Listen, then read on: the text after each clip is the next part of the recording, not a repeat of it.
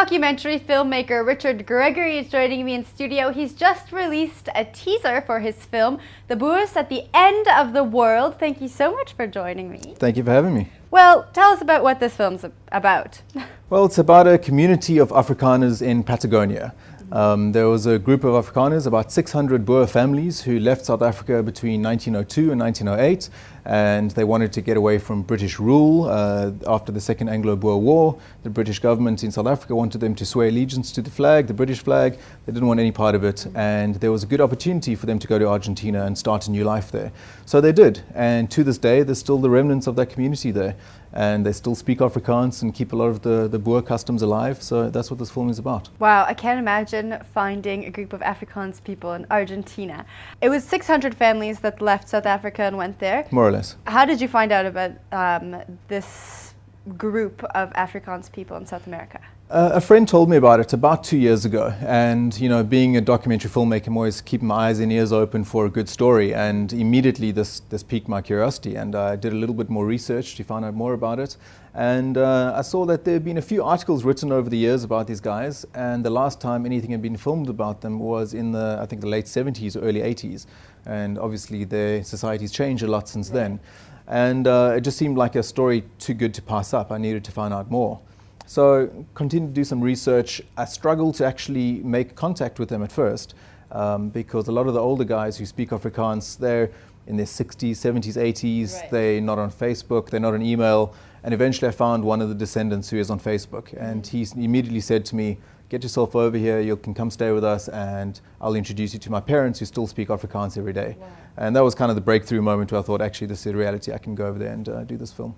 Okay, so take me through going over there. Did you raise money before you went there? Did you just get on a plane and pitch up? What did you do? I raised a relatively small amount of money to start off with. I did a crowdfunding campaign on Indiegogo, and we raised $6,000, which was just enough for my transport over there, to stay for about a week with them, and a little bit of the post-production costs to get the teaser to where it is at the moment. Right.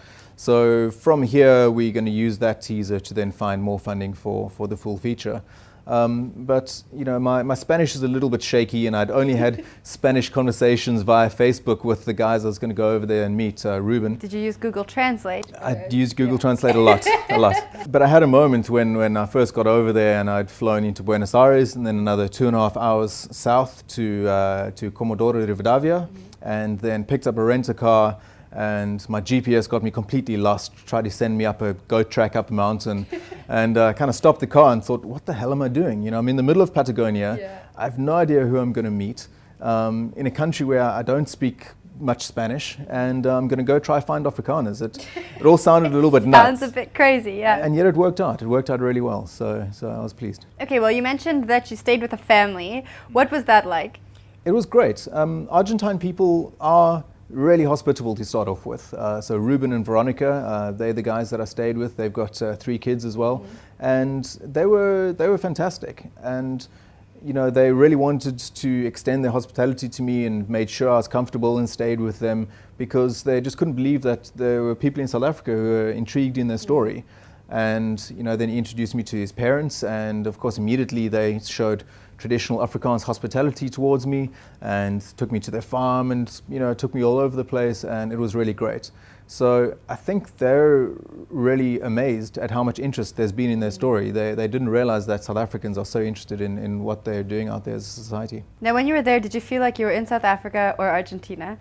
It was a surreal experience because parts of Patagonia, that's very dramatic, very wide open spaces. It can be quite dry, quite harsh.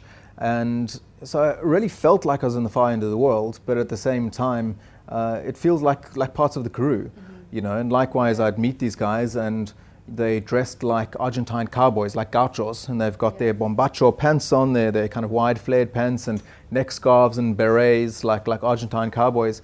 And yet the minute they start talking, it sounds like you're speaking to an in the Karoo. That's amazing. So it was a little bit of kind of a surreal experience seeing, the mixture of the two cultures.